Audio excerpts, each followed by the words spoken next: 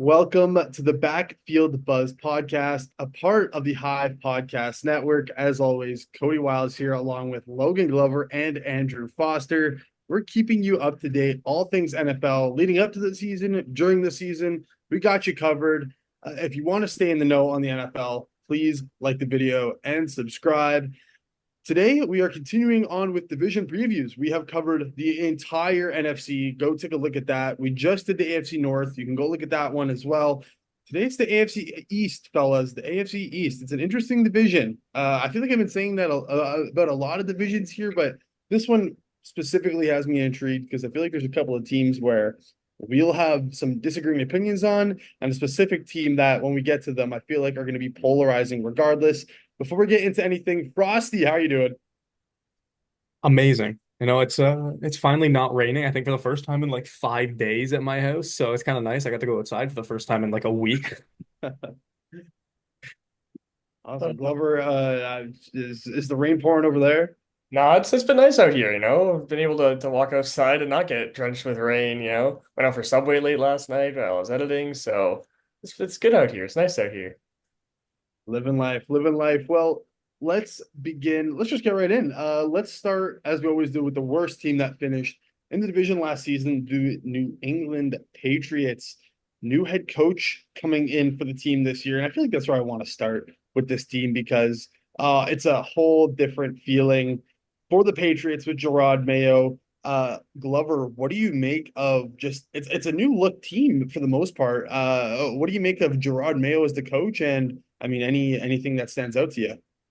Is really interesting because this is the first time in my lifetime where the Patriots have not been coached by Bill Belichick. Like this is a real new era. This is kind of crazy to look at as the Patriots because when Brady left, everyone was like, "Oh, they're in the rebuild and it's going to be a long couple of years." And then Mac Jones had a really good rookie year, and they kind of just were stuck in mediocrity. Now they're rebuilding. This is fresh start, bare bones, bottoms up.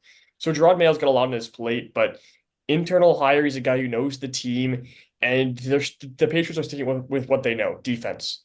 Gerard Mayo, this defense is where all the talent on this team lies, and Gerard Mayo is a defensive-minded head coach who played linebacker for the Patriots. I think this will be a pretty solid hiring, and I think he'll work out pretty well here in New England. Yeah, like you mentioned it, Logan. This team's calling card is defense. They were missing Christian Gonzalez, Matthew Judon, and Marcus Jones for early or to injury last year, and we're still probably a top 10 unit.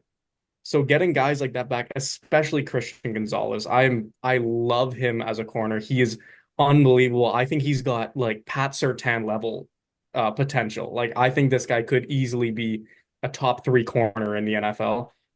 It's this defense, it's going to be able to stifle some teams and it's going to be able to control some teams, but you can't win a game nothing.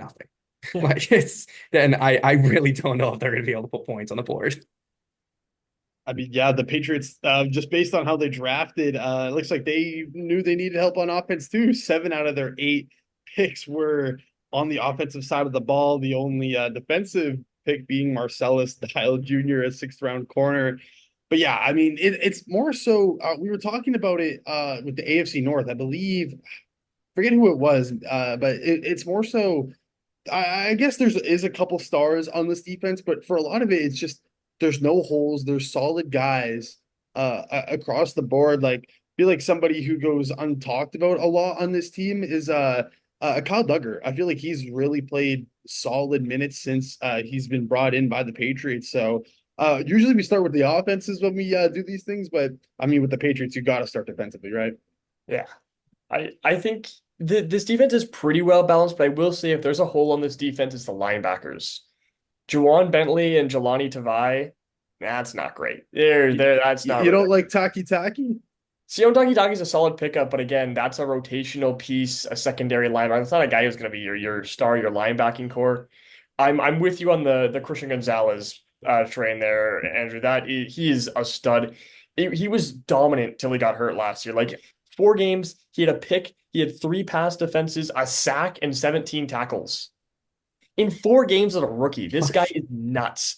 I I still can't believe he slipped. Like the fact that Patriots snagged this guy, I think 19th overall, is unreal. He was so good. So good. And I had him as my cornerback one, and he fell really far in the draft. So that's a steal for them. Jonathan Jones is solid.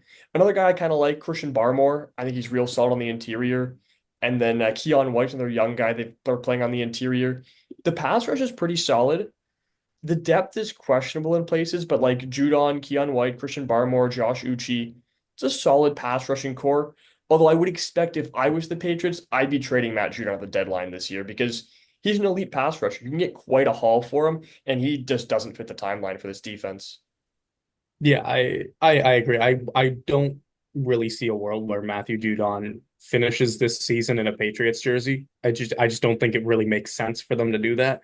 But going back to what you said about the linebacker core, I agree. The linebacker core is easily the weakness of this defense, but I don't know if there's a better coach that can elevate a linebacking room more than Gerard Mayo right now in football. He was the linebacker. He knows it's going to be his own scheme. He's going to know how to get these guys into positions where they can be successful. And I, once again, as always, expect the Patriots defense to be one of the best in the league.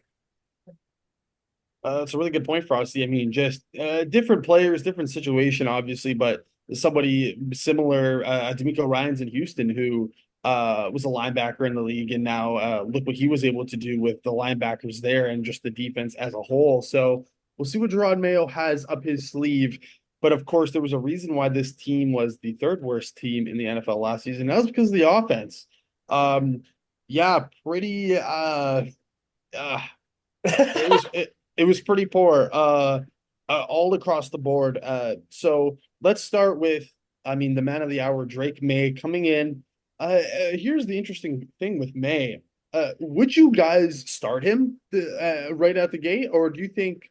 Okay, here I'll pose two questions. Would you start him, and do you think he'll start week one? I personally, I would not start him. I would keep Jacoby Brissett in at least for the first half of the year.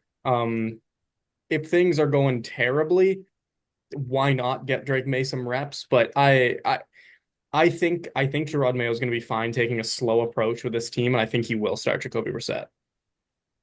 I think I'm going to have to agree with you there. I think I'm 100% sure Jacoby Brissett will start the year as a starting quarterback. There's no doubt in my mind that'll be the starter week one. How long he'll last, we'll see. But Drake May is a very raw prospect. He's got some things to fine tune.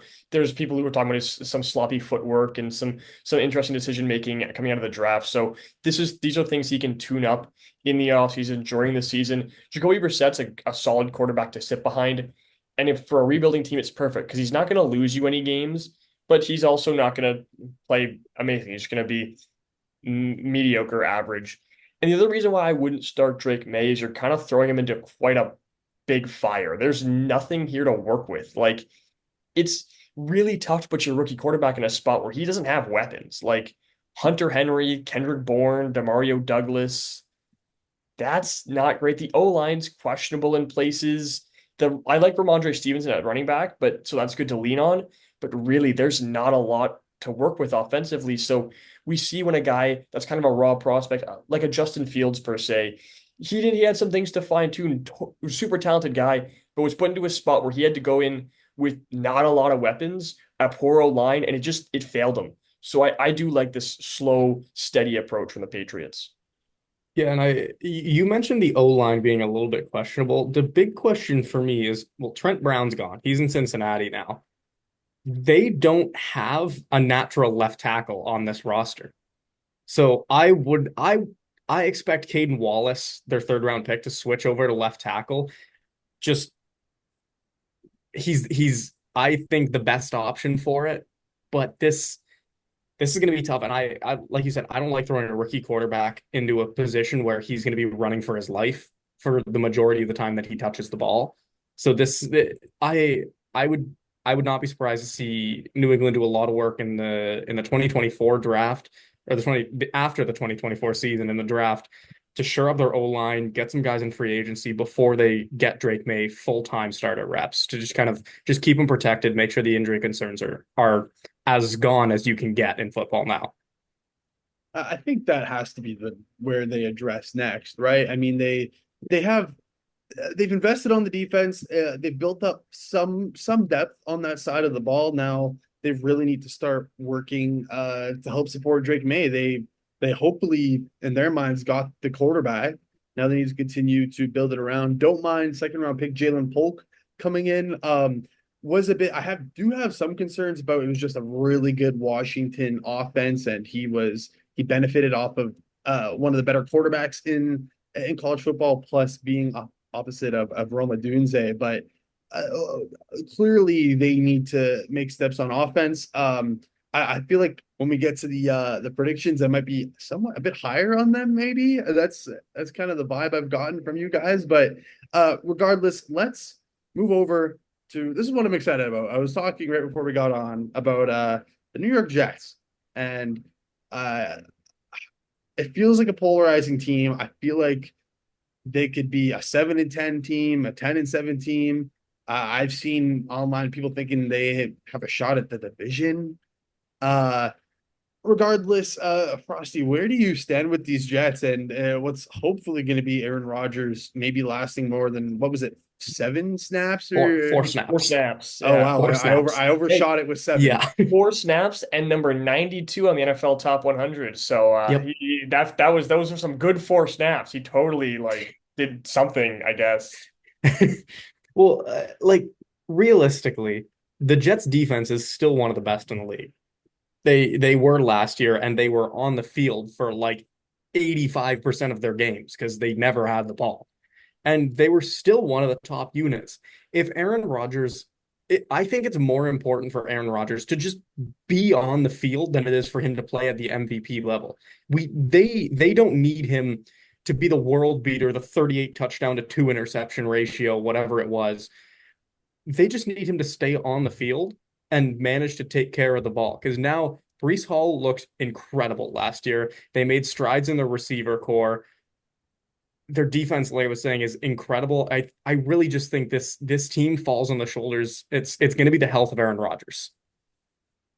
Yeah, I think with Aaron Rodgers being healthy, they should be in a decent spot. And you can tell they realize really quickly we can't have a bad O line because Aaron Rodgers is a 40-year-old man. He's not exactly durable anymore. So they went out and got three different tackles that they could start for the start of the year. Olu Fashanu with their top 10 pick, Tyron Smith, and traded for Morgan Moses. And then they signed John Simpson on the interior.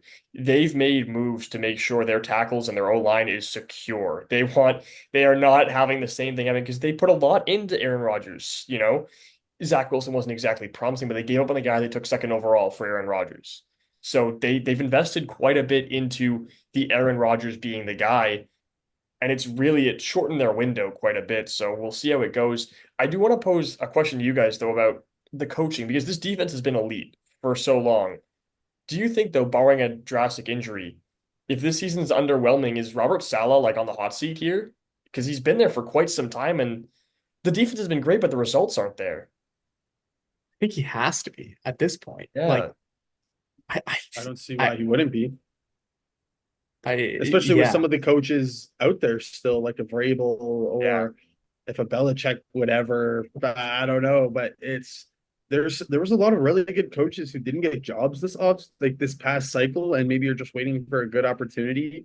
Now, I don't know how I don't know favorable or how much coaches want to go to the Jets, but I mean, this is you kind of alluded to it, Glover, about speeding it up, where they had a young core coming along together, and then they fully brought in vets, and they're like really are trying to win right now. Ever since they brought in Rodgers last season, so and they've continued doing that with the vets along the O line, Alan Lazard, Mike Williams, just veterans all over the place. So uh, I do think this O line is going to take a step. I actually don't mind the O line. I think it's a really solid unit.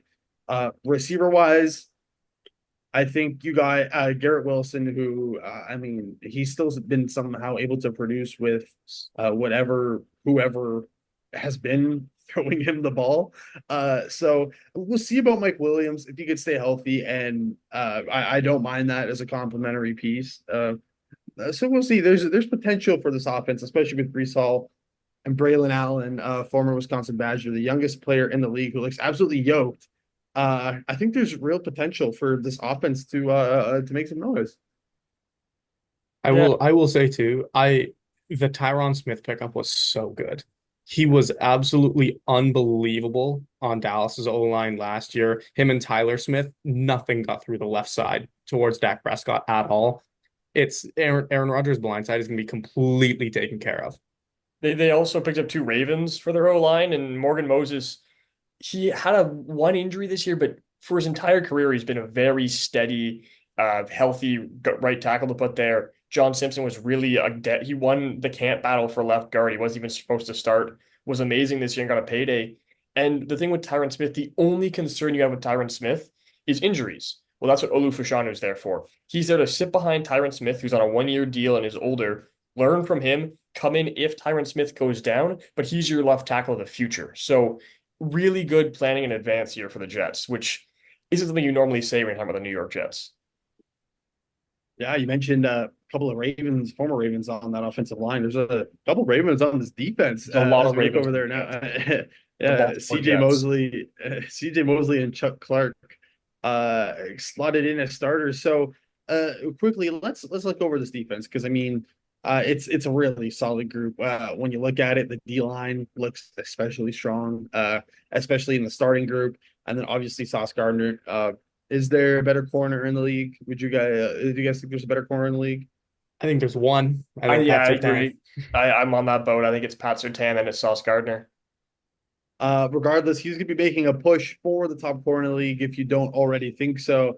And then even like players like DJ Reed and Michael Carter at corner and a nickel or other players I don't mind. Frosty, what do you make of this defense as a whole? Because it looks like a strong group. It does, and it looks like a strong group from front to back. It's just we mentioned it a lot. I think it was with the Browns defense. There's just not holes here. I just don't see anywhere where it's a team can game plan and be like, this is where we want to attack this defense. I think their D line, their front seven is really, really good. Quinnen and Quincy Williams are really, really good together.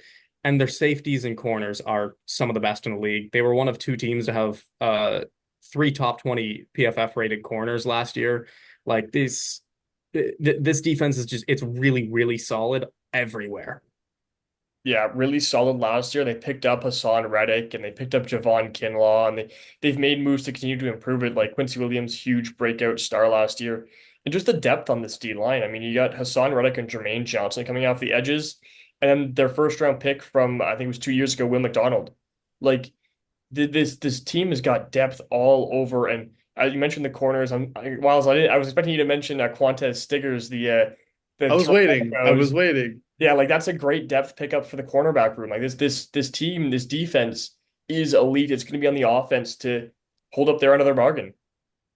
Yeah, hey, you knew me too well. I've been sneaking in little tidbits of CFL guys and Canadian guys as we go through. There's some that I'm biting my tongue on. Like there's a guard on the Patriots, City Sow, who starts for them, who is a Canadian. This team has former Saskatchewan Roughrider Sam McGuavin as a depth linebacker, Quantez Stiggers. Big CFL guy for anybody who hasn't picked up on that. I drop little nuggets every now and then, but I mean, it's a solid group, right? So I feel like that's a good place to leave it because there's no reason why this team shouldn't be a top unit. And Robert Saleh, say what you want about the team's results as a whole, and maybe some of that could be due to injuries and quarterback play that's kind of out of his control. But he's coached up a really good defense, and he's an identified talent to supplement the guys since he's gone in there. He's really changed that unit since he's gotten in there. Let's go down to Miami now, where I feel like this is somewhat of not controversial, a polarizing team as well, especially when it comes to Tua Tagovailoa, because some of the numbers you'll have Dolphins fans saying like they're not that far off of some of the top guys. He throws for so many yards. Really a product of the offense, if you ask me, to some degree, and why those numbers are inflated. But Glover, I'm interested to hear what you think. Just let's start with the Tua situation and what you think of him, and then we can continue to move forward with this offense. I think Tua is a really tough quarterback because he is solid. He's a quarterback you can win with. He's not gonna bring your team down. He's just pretty solid, but he's also not amazing. The problem is his numbers make it seem like he's amazing. So if you want to keep around your league average quarterback, you're gonna have to pay him like $50 million in the next offseason. I'm not doing that. But the problem is if I don't want to pay Tua that much money, where else are you gonna get a quarterback? So they might just have to cave the money to Tua just to not have to search for a quarterback like they did for so long before Tua even got there.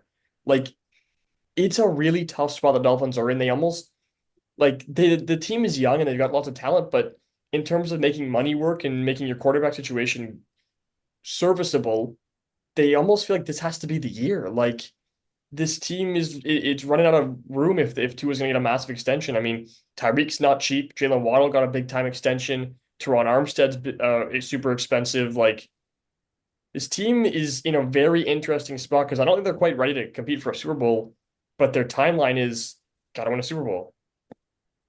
Yeah, it's this team has the offense to do it.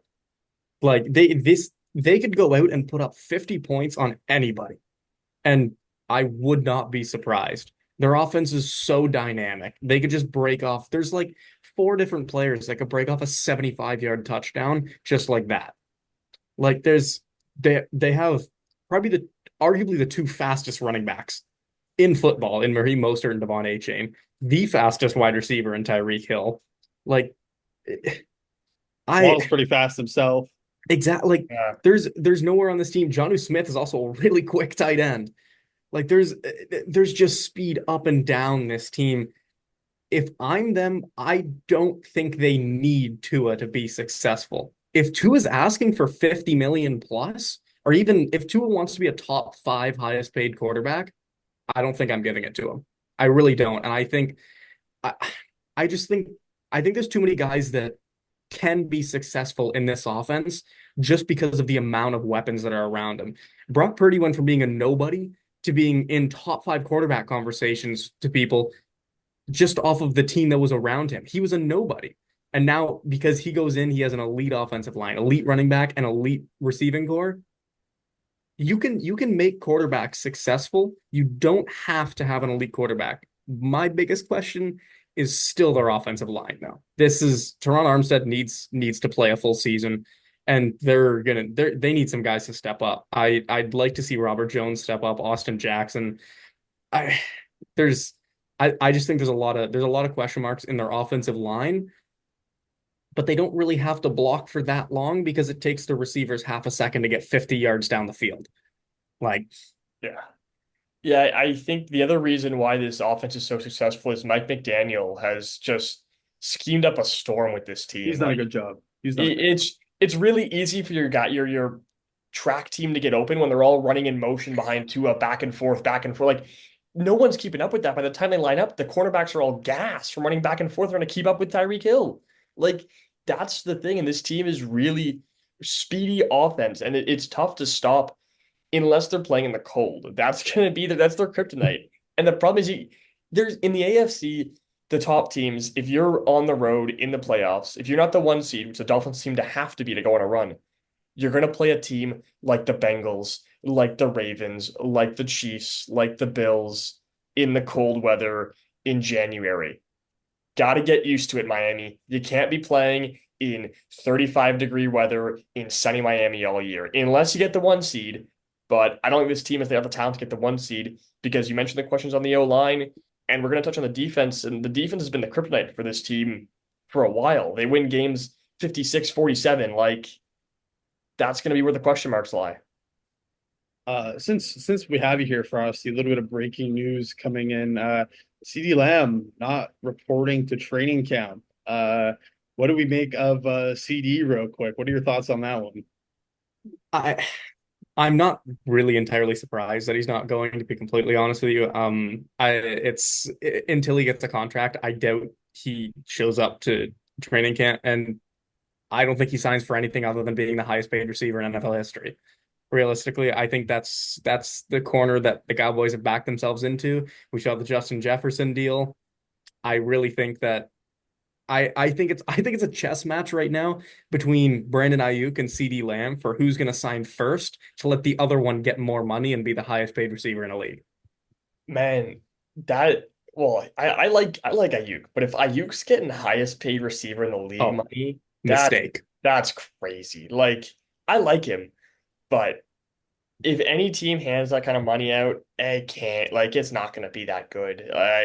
That'll be questionable, but CD I can see being worth it. Like he is a real argument for Yeah, being worth that kind of money. He is a top tier receiver in the league, a top five guy, top three guy. So he's gonna hold out. That's what they all do. So I'm sure he's not the only one holding out. Well, for anyone who wants a little bit of an extended conversation, I believe we touched on that situation in our NFC East division preview, so you can go take a look at that one. It kind of ties into what we were just talking about with Tua, right? It's that's just how these things work, and that's just how contracts work, and especially in the quarterback cases. Well, if you're not going to pay them, somebody will, and I don't necessarily know if there's a better option.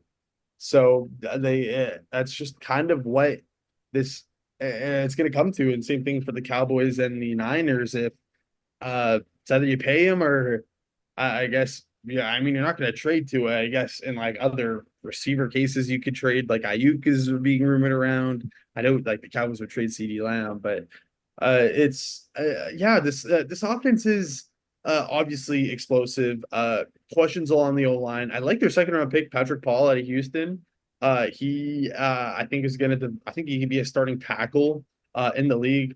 Glover, I'm surprised you didn't bring up Odell Beckham Jr. I mean, what an ad. Are we kidding me? What an addition. Uh but yeah,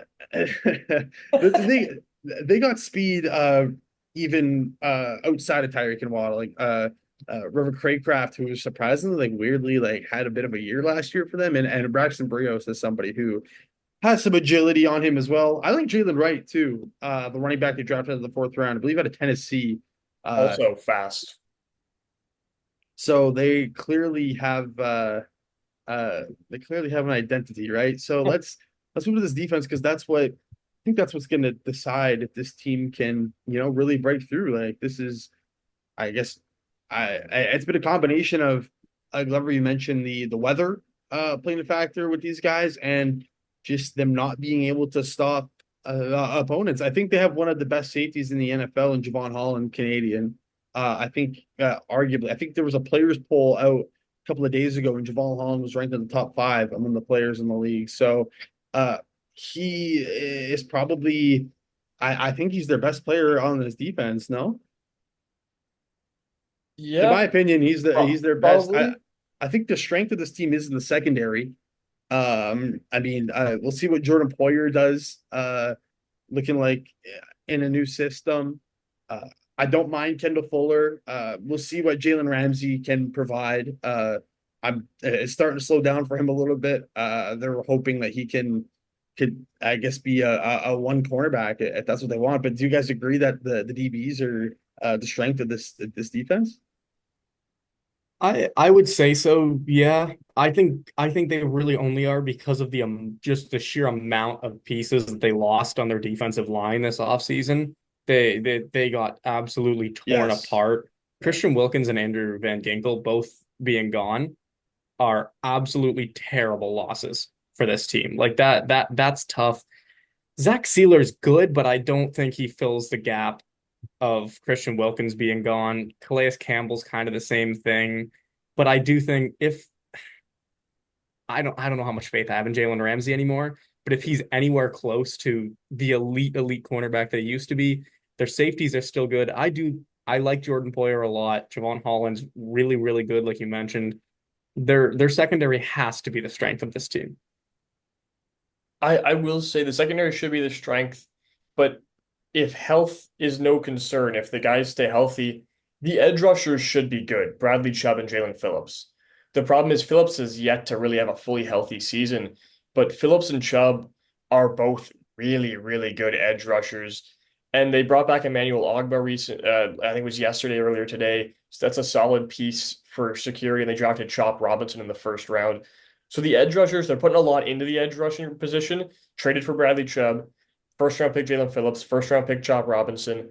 So they expect a lot out of there. But I do think the secondary is where they're going to rely on because without Christian Wilkins, like that's a massive loss. The interior of the D line took a serious hit this offseason. I will say I'm interested to see how Chop Robinson looks in this defense because he should get a lot of reps early with Bradley Chubb with his ACL tear missing at least the start of the season. So it'll be interesting. I think he's going to be really good in this defense. I think he'll do a lot of good things, but it's hard to rely on a rookie to be one of your best pass rushers in the NFL. I'm disappointed in you, Frosty. I wanted you to bring up this individual, and you did not. So I'll have to be the resident CFL guy again. Neville Gallimore, Canadian, former Cowboy, somebody else who will rotate in along that defensive line. So I think that's a good way to put a pin in the Miami Dolphins conversation. It's the same conversation we were having last year. I feel it was how good is Tua. This is actually I do want to ask you guys this quickly. Do you think Tua is a top 10 guy in the NFL? Borderline, but I don't think he's there. I think I could probably get 10 guys off that are better. Yeah, I'd say he's on the bubble, but I think he's around in that Brock Purdy territory where it's if you like him, you'll probably have him pretty handily in the top 10. If you're not a big fan of him, you'll probably have him outside the top 10. Okay, so rapid fire. I'm glad you brought that up because there's like 3 or 4 names where you can you can see on the bubble. Like we all know the top 5 or 6 guys who are going to be above him, but who are you guys taking? Jared Goff or Tua Tagovailoa? Jared Jared Goff, Goff. Matthew Stafford or Tua? Matthew Matt Stafford. Stafford, Dak Prescott or Tua? Dak Prescott. And then Brock Purdy or Tua? That's tougher. That I is would say Tua though. I think I'd lean Purdy because we've seen him win the playoffs, and they both have really good systems. So it's like this is a battle of two quarterbacks who get the system thrown at them, and so I'm going to take Brock Purdy because he's done more. Jordan Love or Tua? Jordan Love. I think Tua. Oh, okay. I think it's Jordan Love. I love what he did last year. I'm curious to see what he can do again this year. I just want to see more. Yeah. I find it hard to do that off just one year. Trevor Lawrence or Tua? Trevor Lawrence. I Tua. oh okay. I think Tua. I still like. I want to see the Jaguars are so confusing, but I want to see what Trevor Lawrence can do this year. This is kind of a make or break year for if he can be a franchise guy, although he's already being paid like one. So the Jaguars are stuck with him either way. I mean, I just between can't get the over two, the turnovers, man. But yeah, and between the two, Tua's numbers blow him out of the water. I mean, Sure. obviously, I'm just betting on the you could make talent. the. Oh, Yeah, that's something we need him to take a jump, right? I feel like a lot of people last year for Trevor were expect expecting that jump. Well, hey, we're jumping the gun on the AFC South here, but that'll be next. That'll be next episode for us. No, I just wanted to throw that out there because I feel like that's big in this Tua and the Dolphins conversation about he's due for a contract and based on how you feel about those 6 or 7 guys I listed. Oh, Jalen Hurts or Tua? hurts. I mean, think Tua. okay, so based on the answers, it looks like Frosty's a bit higher Wow. on Tua I'm than apparently Glover I'm just lower did. on Tua. I mean, I'm Glover, if you're I'm also pretty low on Hurts, to be fair. Yeah, again, he I got know. to the Super Bowl. Like again, he's you can blame the team all you want, but these two both had great teams. Hurts got to the Super Bowl, Tua didn't. I mean, it's interesting. I mean, Glover, you said he was borderline top 10, but I I think listed about 6 or 7 guys that you said no to, and I didn't even mention the top 6 guys themselves. So yeah, I you're don't think thinking I have Tua's him. more of an average kind of guy in the league. Yeah, I think for me, he probably more falls into the 12 to 15 kind of range. Like because the 6 guys you named, you throw in CJ Stroud, Josh Allen, Joe Burrow, Lamar Jackson, Justin Herbert, Patrick Mahomes. For me, he probably Yeah. falls I pretty mean, a couple other ones, Kirk Kirk, yeah. Cousins. Like Kirk, I You want would to see say it. Kirk? I want to see Okay, what I Kirk feel can like you're a do. little okay. I feel like you've got I a want to little see too what much Kirk on the can do Tua without the there. torn Achilles, like after the torn Achilles. But at this point, it's probably going to be this season. It'll probably be Tua. Like I don't think Kirk's got anything left. I, I have the Falcons going 12-5. I have to go Kirk. Yeah, I have fair enough. Fair to. enough. And I had one more, Baker Mayfield. I think I'd go Tua. Baker. I think I go Baker. I'm very high on How Baker. does this work? I think All I right. think Baker's a top 10 quarterback. That's true. You're very high on Baker. We went through this in the NFC South. All right. Well, maybe we'll have to do a player rankings Oh, an episode as well. Let's move over to the Buffalo Bills now. We have a friend, Nicholas Frias, who's interested in this conversation, and if you talk to him, he's a big Curtis Samuel guy. He thinks he can have 1,200 yards and be the receiver one in this offense. Frosty, let me start with you. I know Nick's listening. What do you think of that take and just the Bills offense moving forward in general now that they've lost some pieces? When he first brought this up, we had probably like a half-hour conversation just about this, Yeah. about how to me, Curtis Samuel is the three, and I don't know if it's crazy to say he's in danger of becoming even further down the depth chart. I like MVS a lot. I like Mac Hollins as a 3-4 guy. I do think Khalil Shakir is probably gonna cement himself as the one. He knows the system. He's got the rapport with Josh Allen already. And I think Keon Coleman is a really good two in today's NFL, especially with a quarterback like Josh Allen. Coleman's an athletic freak, and Josh Allen has a bazooka attached to his shoulder. So I think they're gonna be a really good combo. I Curtis Samuel getting 1,200 yards was one of the craziest takes I think I've heard in a long time. And yeah, If it I hits love you, though, Nick, but if yeah. it Oh hits my though, God. that's one of those ones where it's like I put it on record now for him. I, Yeah. I've said it, so I'm sure we wouldn't forget it anyways. But it's something that we could go back and see. But it's interesting, like how many receivers are coming back? Is it just Shakir? Maybe Yeah. there's one or two other Just ones Shakir. in depth Just Khalil wise. Shakir. But man, like a lot of turnover there, Glover. What do you Yeah. think? I'm definitely not on the Curtis Samuel hype train there. Like 1,200 yards that's insane. I can't even imagine that. I don't know. I don't think anyone on this Bills team is going to get 1,200. But if I had to put money on someone getting 1,200, I'm putting my money on Keon Coleman. I am in love with Keon Coleman. Like I loved coming out of the draft. I thought he was almost being falling on it was an unwarranted slip in the draft. I think he's going to fit in so well in Buffalo. I think Khalil Shakir the safe bet to have the better season just because he's been there, done that with Josh Allen. I think he'll be really solid. But I am in love with Keon Coleman. I think he's a steal pick for the Bills. And really, they lost Stephon Diggs and lost Gabe Davis, but it's not, they did a really good job of replacing him. And they're in a spot where really they just save money. They saved a lot of money with Diggs and Davis. And the receiver room is definitely worse, but for a guy like Josh Allen, it is still more than enough. You also still have Dalton Kincaid, who was amazing last year. Dawson Knox, he's pretty solid, and he's one of the best tight end twos in the league. James Cook had a breakout year. You can lean on the run game more this season. The O-line's getting better. Like, this team and this offense will be fine. I think Josh Allen can make anyone a really good receiver. Maybe that's why Nick thinks Curtis Samuel's going to be the guy, but I think if there's a guy he turns into a 1,200-yard guy, it'll be Shakir or Coleman. So I do like what the Bills got here, and I think that they'll be able to supplement without and work this offense without Diggs and Davis. I do think Diggs is a lot. Like I don't want to just paper over it like it's not a loss because that's a big loss. I will say though, I get it where you're coming from because they have at least six guys I'm comfortable rolling out there on a squad, and they all have varying skill sets. I mean, you have a couple of guys who are these jump ball. I mean, that's what I mean. You sound a bit higher on Keon Coleman than I. I feel like it's just a bit more limited, a bit more stiff, just more of a jump ball guy for now. But pair that with Josh Allen, even somebody with MVS and Chase Claypool is another one that can go up and get it. And then yeah, you have the scampier, Khalil Shakir, and then Curtis Samuel who can do a lot for you.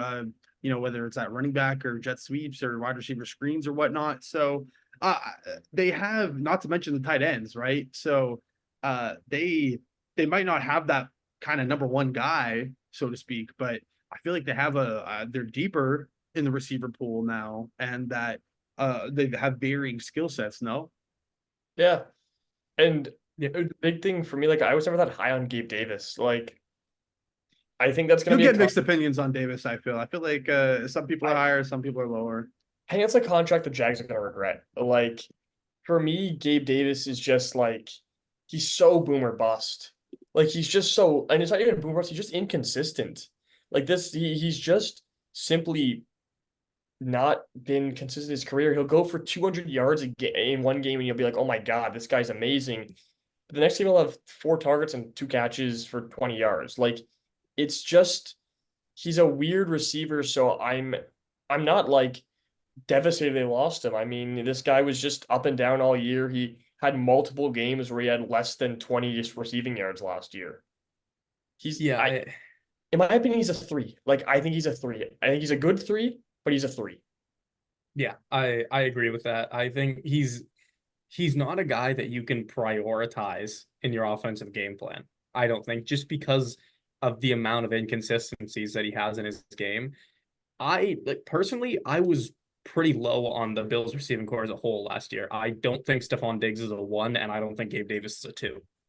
I I I'm not going to say they have a better receiving core because I don't think they do, but I think them being able to utilize a lot more two tight end sets with Kincaid and Knox, being able to disguise more blocking packages, get James Cook involved more in the passing game. I think it's going to do a lot for this offense because they're going to be more versatile. Yeah, they can do everything. Like even somebody like Yeah. Matt Collins who can block at the receiver position. Like I kind of like it. To be honest with you, especially if James Cook is gonna produce like he did. I mean, I kind of like it. I kind of like it. One thing I wanted to ask you guys really quickly because I think it's kind of interesting. Keon Coleman, his receiving prop, according I believe it's DraftKings, 750 and a half yards on the season. Are you guys taking the over or the under? I I think I take 750 is a good number.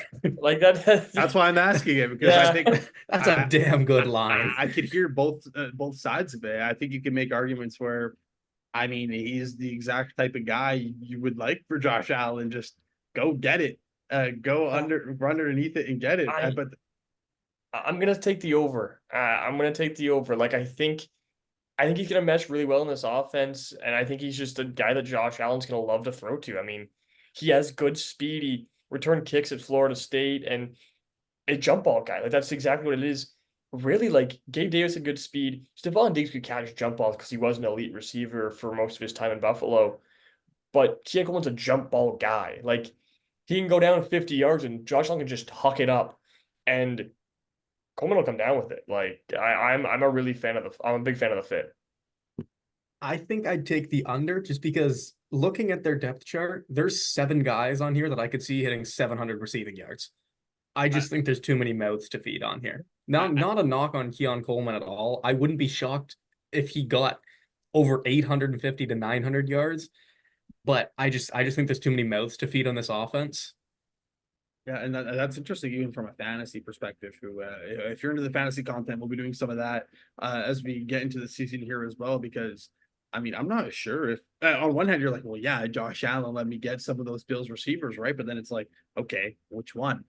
I feel like Coleman and Shakir would probably be the two more drafted ones, I'd say. But I mean, yeah, like you said, Frosty. I mean, there's targets to like somebody's got to get these targets. So uh I had a whole Stephon Diggs thing, but I don't want to get into that. I'll have to save that for the AFC South because I mean the Bills changed their offense coming down to the wire, guys. I mean they started running more. They brought in a new OC and they started winning games. So I would expect that to carry over. So maybe some more James Cook love. Maybe that's also they just plan on running more like they were doing. So let's touch on this defense because we haven't done that at all, surprisingly. What do you guys make of the squad? Because I'm not sure where I'm at with it. I think that's a bit weaker than it has been in recent years. Yeah, that's a fair statement. Like, a lot of turnover this offseason. I mean, you lose one of the best safety duos in the NFL in Micah Hyde and Jordan Poyer. Both of Lose them. Leonard Floyd, Shaq Lawson, Tre'Davious White. Tre'Davious White didn't play, but still an elite corner in this league, and you lost him for nothing. Like, the for me, the question is the secondary. The pass rush is solid. I think it'll be fine enough. The linebackers, you still have Matt Milano, and they got some other complementary pieces in there. But the corners, like, eh. Rasul Douglas with a nice pickup. Taron Johnson, solid. You hope Kyrie Elam can break out. Taylor Rapp and Mike Edwards, it's an okay safety duo, but it's a step down for sure. Yeah, this defense, it has to take a step back, realistically. Like there's this secondary is just filled with question marks for me. I'm I'm not fully sold on Taylor Rapp as a starting safety. Cole Bishop isn't I don't think is going to come in and immediately be an impact starting free safety either.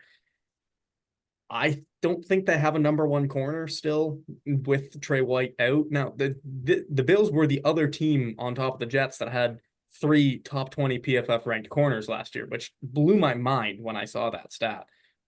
But if they can get it done by committee again, then this defense can have some success once again in this season. But I just with the names that they lost in the offseason, I just don't see them being able to replicate that kind of success. I really like their D line. The more I've been thinking about it, like Greg Russo, Ed Oliver, AJ Epinesa, who's somebody I don't mind either. Like I feel like it's young, and I mean that's the whole theme of this Bills team, right? They cut a lot of salary this offseason and they got younger, and they still are working. It's year one of really like I mean, you guys both talked about it. The turnover with this team has been they've let a lot of older guys go, and they're trying to supplement that with these younger guys. Kind of that's something the Chiefs have done so well. Their main counterpart just have drafted so well and have brought in so much young talent to supplement the superstar QB. And part of that is that those guys are cheaper as well. So they need some of these young guys to hit on defense and take steps because if not, I don't know if it can get you to Super Bowl, especially when you have to try to go through Patrick Mahomes. And we have to try and slow down that Miami track team offense too. Yeah, like I mean, you still have the Ravens to deal with, the Bengals to deal with, the Texans to deal Texans, yeah. with. Like it's you I my record isn't gonna show it when we get to the record predictions, but I expect a bit of a slower Bills team. Like I just this team, I don't think it's gonna be Super Bowl caliber. I don't think it's a I don't think it's a top three team in the AFC. Like that's sort of just where I'm at. Like they're borderline. They're the 4 or 5 for me in terms of how I'd rank them in the AFC. All right, well, let's just get to that. The predictions, and this is something we like to do at the end of all these episodes. We go through a simulator, so it's all like we're just picking these records off the top of our head. We've gone through and simulated the whole season. All right, we've done all of the work behind the scenes. So, who do I want to start with today, Frosty? Let's you have the floor. Take us through your predictions for the AFC East division. All right. Last place, I feel like, is pretty much a given in this division. I would be shocked if we all did not have New England Patriots in last place. I have them going 4-13, 1-5 in the division. Like we said, this defense is elite. It's at least, I would say, a top 10 unit. Gerard Mayo, I think, could bump that up to bordering on a top 5 unit. But I'd be shocked if they put up 17 points a game. Like it's gonna be a rough season for the offense on this Patriots team. I do have them taking their lone division win. I have them beating the Jets at home because I just can't see a world where the Jets sweep the Patriots. It just won't happen. But other than that, this team just isn't better than very many teams that they're gonna play over the course of the season. In third in this division at 9-8, the New York Jets. I had the Jets starting off hot. I have the Jets starting off 6-1. And then they go into a bit of a tailspin near the end of the year when they start playing some stronger teams. After their bye in week 12, they finish the season Seattle, Miami, Jacksonville, the Rams, Bills, Dolphins. I have them winning one of those games. Those are tough games to play. Aaron Rodgers is older. He's going to be a little bit worn down by then if he's still healthy by that point in the season. I just much like it's I did kind of the opposite thing I did with the Bengals. The Bengals, I put a lot of my record into the stock of Joe Burrow being healthy all season.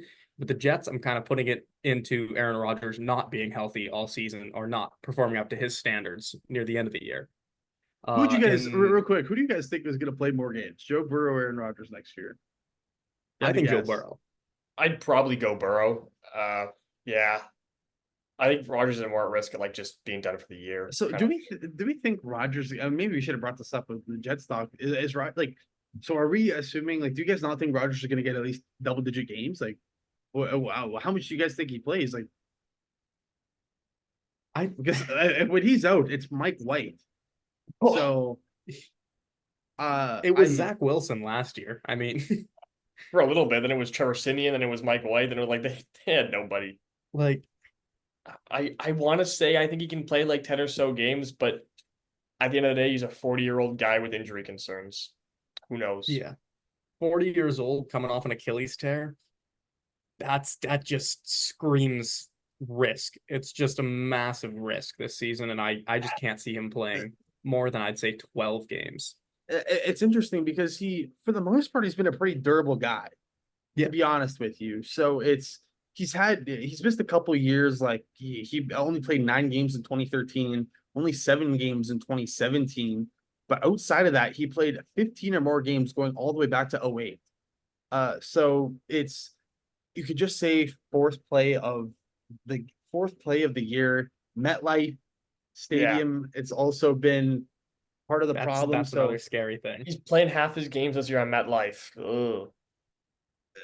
you could say it's he's coming off that, but when he's gotten hurt, he's bounced back. He's never had something this major, and of course he is that old. But I mean, he's been a durable guy. So I'll let you continue, Frosty. But just I just thought we should talk maybe a little bit about that more because I think it is a fair that it's the whole Jet season, right? Is Yeah, Aaron Rodgers and how well we can play. The defense is good. There's enough around him.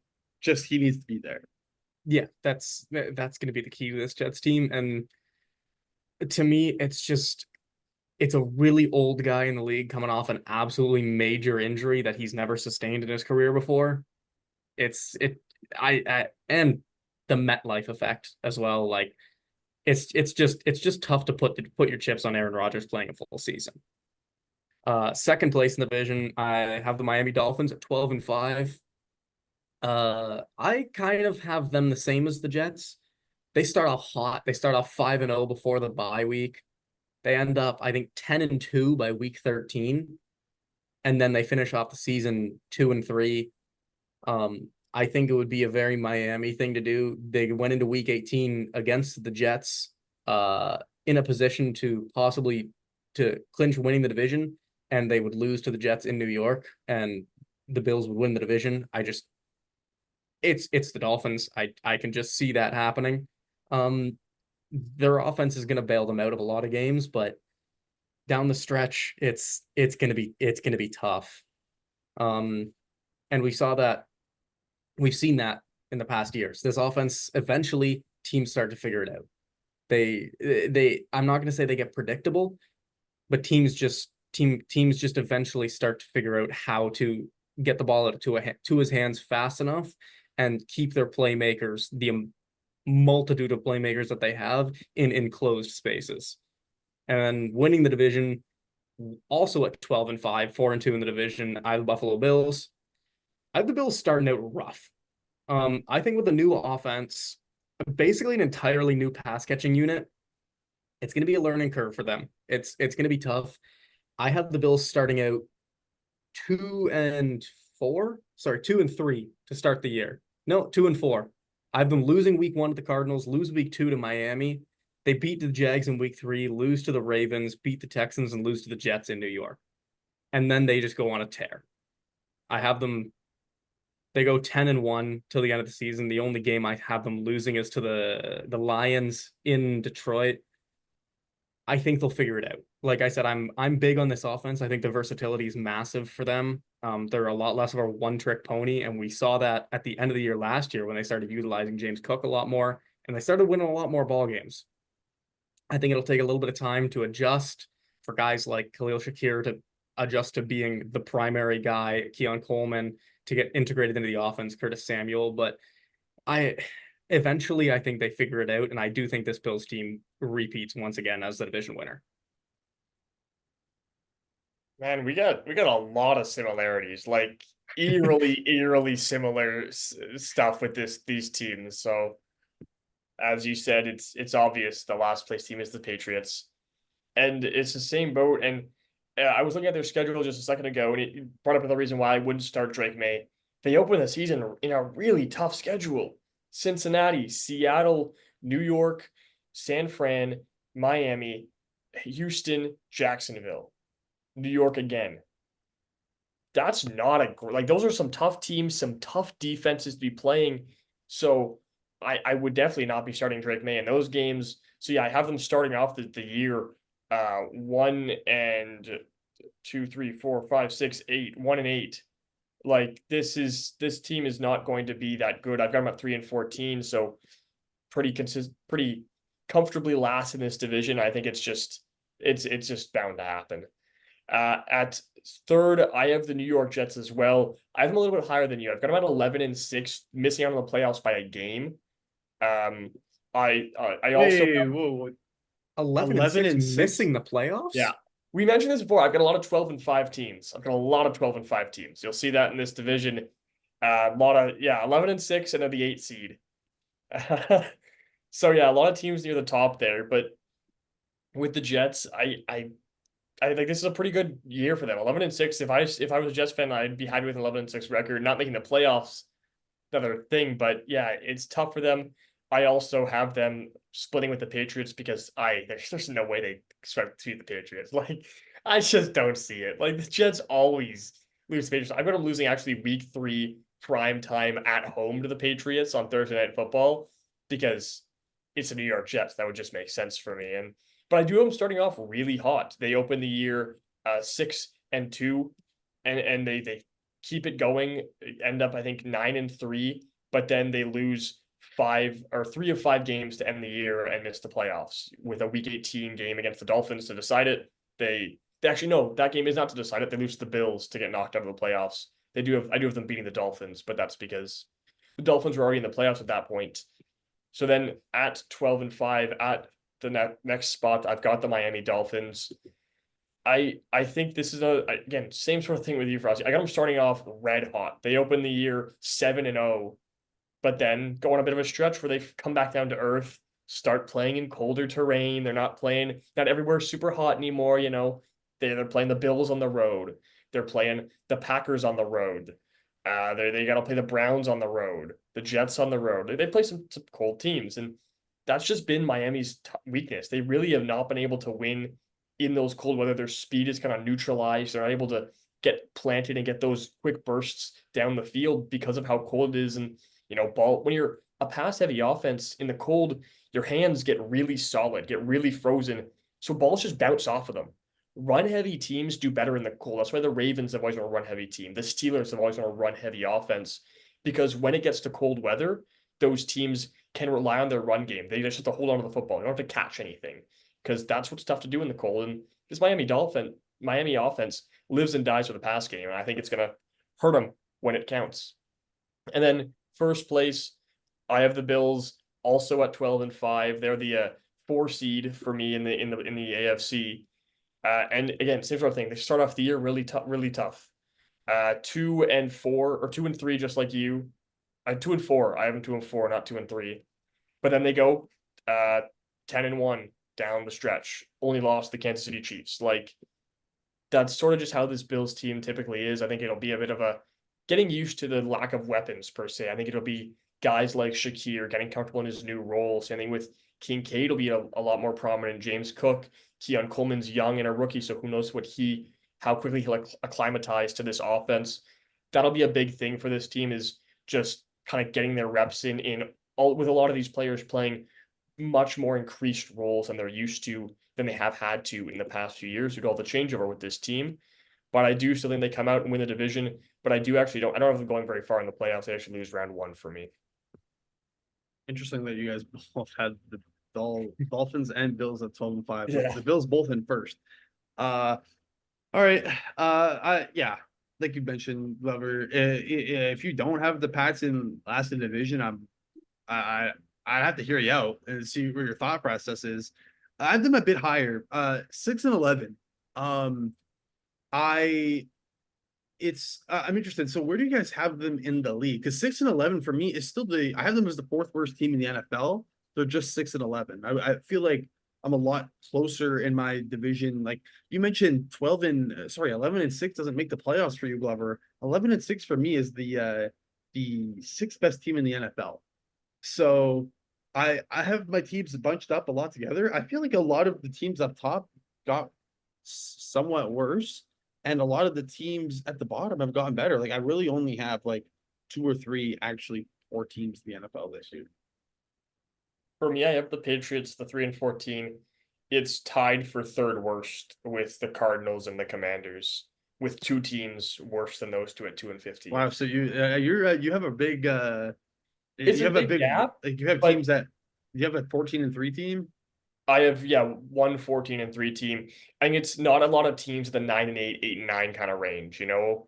I think I kind of went full on one way or full on the other way with my sort of the way I had the teams going. I had the Pats as the sixth worst team at 4-13. They're the Oh, only team at interesting. 4-13. That's where they'd rank for me as four out of four as a 4-13 team as well. So I'm probably a little bit higher on the scale. I feel like Drake May eventually when he comes in is I feel like he's just gonna get him a game or two.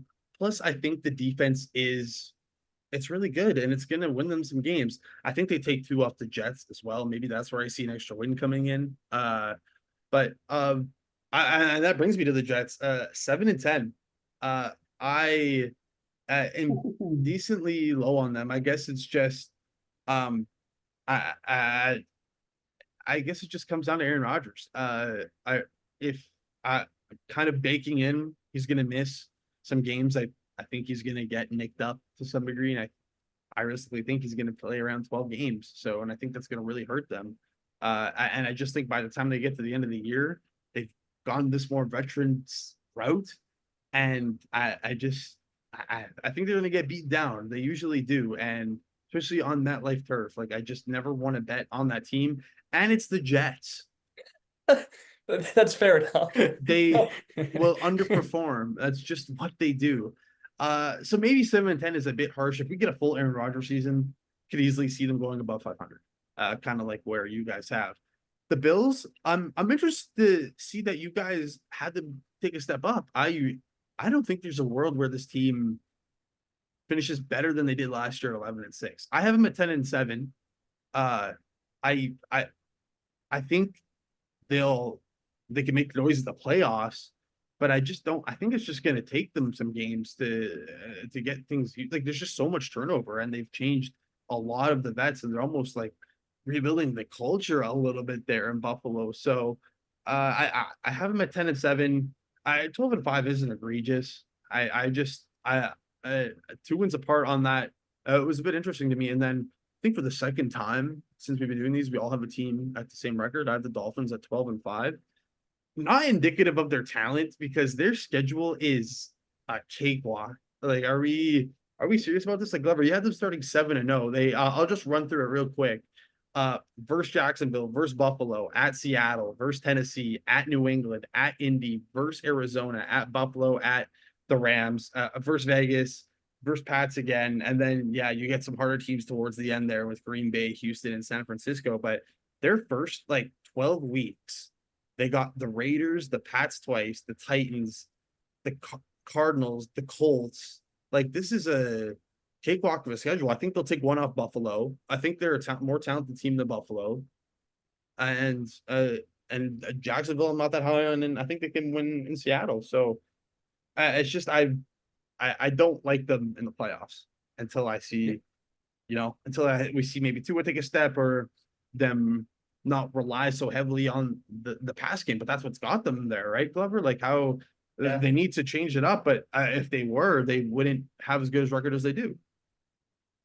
Yeah, like that they live and die with the pass game. Until like I think they gotta hope Achan maybe is healthy. I think maybe you can run him in the playoffs, but you're still not gonna get the dynamic speed from a guy like Achan in the playoffs in a cold weather game. Like that's sort of the thing with cold weather is you're not gonna get a guy who's gonna just run up and down the field in crazy sprints because again, blood's not pumping.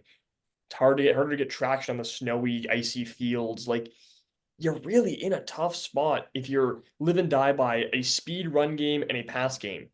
You need some power there. You need some oomph, some just steadiness. Yeah, I do agree. It's hard to bet on them in the playoffs. It's real hard to bet on them in the playoffs. I I don't know if I think they're a more actually I do agree. I think they're a more talented team than Buffalo, but I still think Buffalo's a better team than Miami is. I think the best way is they are more talented all around, but Josh Allen is Josh Allen and Tua is Tua. Like Josh Allen is going to elevate these players, whereas Miami's elevating Tua. Like I think having the quarterback that's doing the elevating makes your ceiling a lot higher.